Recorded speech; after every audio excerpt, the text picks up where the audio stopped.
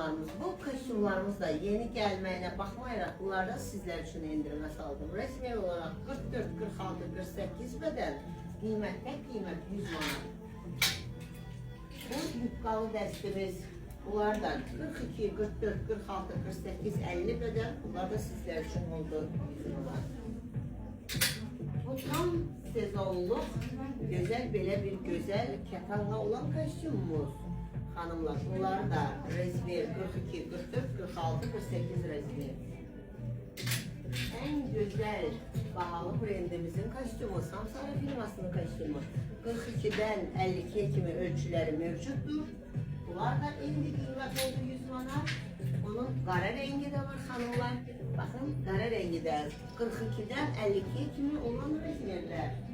Bunlar da sizler için oldu 100 manat. Bu kostyumumuz natura pambıqdan olan belə gözəl kostyumumuz. Bu da 42'den 48'e kimi ölçüsü mevcuttur. Bu da eyni olarak kaldı 100 manat. Bu kostyumumuz İtalyanski. Belə bir gözəl ipəkdən olan kostyumumuz. Rezmer olarak Rezmer 46, 48 resmi.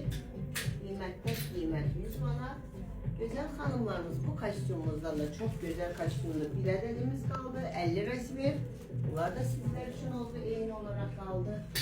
O qiymətdə 100 manatta bu kostyumumuzun iki rengi var. Resmi 42'den 50'ye kimi olan resmi. Qiymətdə tek qiymət 100 manat. Elay Butik şok edir.